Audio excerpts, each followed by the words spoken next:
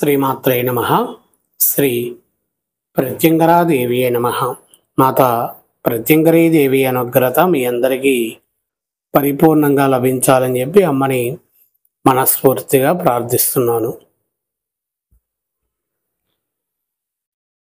కరంగలి మాల నేను తప్పు అని చెప్పను.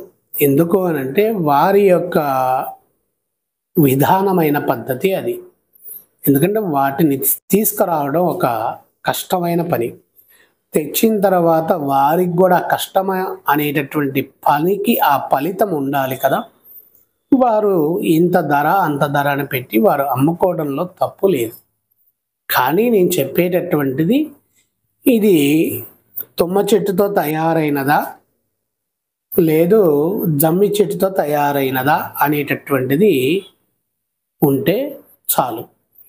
పాతాళ సుబ్రహ్మణ్యేశ్వర స్వామి దేవాలయానికి మాత్రమే వెళ్ళండి. అక్కడ కలిగేటటువంటి యోగము చాలా సంపూర్ణమని అంటున్నారు. కరంగలి మాల కోసము అక్కడ దాకా వెళ్ళాల్సిన అవసరం లేదు. మంచి మాల తీసుకొని మీ ఇంటి పక్కన ఉన్న వెంకటేశ్వర స్వామి దేవాలయానికి వెళ్ళండి. మీ ఇంటి దగ్గరలో ఉన్న శివాలయానికి వెళ్ళండి. మీ ఇంటి దగ్గరలో ఉన్న హనుమంతుడి దగ్గరికి వెళ్ళండి. మీ ఇంటి దగ్గరలో ఉన్నటువంటి మన దేవీ దేవతలు ఎవరైనా ఉన్నా సరే వారి దగ్గరికి వెళ్ళి పూజ చేయించుకోండి. పూజ అయిపోయిన తర్వాత అదే దేవాలయంలో ధరించండి.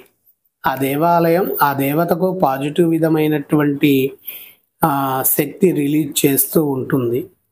అటువంటి పవిత్రమైన దేవాలయంలో ఆ మాలని మీరు ధరిస్తే ఆ దేవాలయం యొక్క పాజిటివ్ శక్తి మీ వెంటుంటుంది. మీ శరీరంలో మీకు తెలియకుండా దాగి ఉన్నటువంటి శుభయోగ శక్తి, పాజిటివ్ శక్తి బయటికి రిసీవ్ అయ్యేటటువంటి పరిస్థితి వస్తుంది. చాలా మార్పు వస్తుంది. పెను మార్పులు వస్తాయి ఈ మాలని ధరించడం. ఈ మాలతో పాటు బంగారం చేను, బంగారపు ఉంగరాలు ఇటువంటి ఎక్కువగా ధరించవద్దు. ఎందుకంటే ఇది ఒక ప్రత్యేకమైనటువంటి స్థానం. ప్రత్యేకమైనటువంటి పాజిటివ్ శక్తిని నెలకొల్పేటటువంటి విధానం.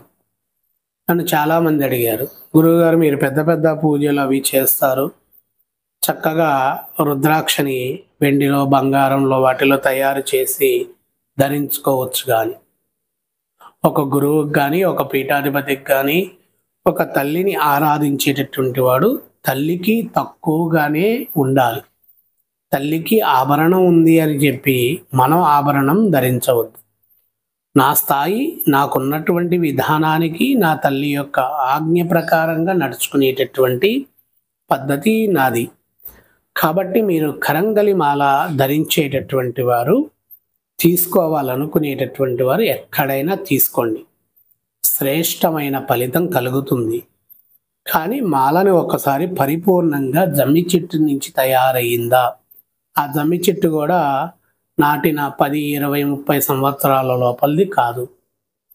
విశేషముగా 60 సంవత్సరాల పైబడి ఉన్నటువంటిది. 60 సంవత్సరాల పైబడి ఉన్నటువంటి చెట్లని సేకరించేటటువంటి ఒక సంస్థ ఉంది.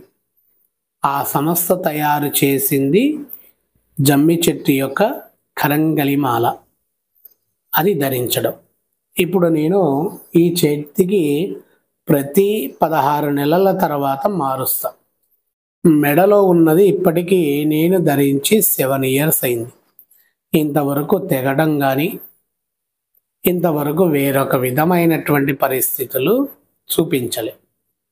మెడలో తప్పనిసరిగా రాతితో తయారైనటువంటి నల్లటి స్టోన్తో తయారైనటువంటి మాల ఉండాలి. చేతికి కరంగలి మణికట్టు దగ్గర ఉండాలి. విజయం మీ వెంట వెతుక్కుంటూ వస్తుంది. అంటే ఆ విజయం ఏదైతే నువ్వు తపన పడేది ఉంటుందో ఆ తపన పడేది నీకు అందిస్తూ ఉంటుంది. అందుకని ఈ మాలని ధరించండి. కానీ మాంసం తినేటప్పుడు తీయాలి, మందు తాగేటప్పుడు తీయాలి, వేరొక విధానాల్లో ఉన్నప్పుడు తీయాలి అనేటటువంటిది కాదు. మందు మాంసము అనేటటువంటిది ఆ మాలే తగ్గిస్తుంది. నీకు ఒక విషయం చెప్తా. నువ్వు వేసుకుంది ఎందుకు అంటే నీకున్నటువంటి నెగటివ్ విధమైనటువంటి విధానాలన్నీ తగ్గిపోయి మంచి విధానంలోకి వెళ్ళి 4 రాళ్ళు సంపాదించి ఒక గృహ నిర్మాణం చేసి కుటుంబాన్ని సక్రమమైనటువంటి దారిలో తీసుకుపోవాలి అన్నప్పుడు, అది ఏదేమైనా సరే అది నెగటివ్ని తగ్గించాలి అన్నప్పుడు అది మన మీదనే ఉండాలి. మనం మందు తాగి అక్కడ పోయి సమయం వృధా చేసి వేస్ట్ చేసి ఆ సమయంలో ఈ మాలను తీసి పక్కన పెట్టి ఆ నెగటివ్ మొత్తం మళ్ళీ ఫిలప్ చేసుకొని మళ్ళీ వచ్చి మాల వేసుకొని ఇలా చేయొద్దు.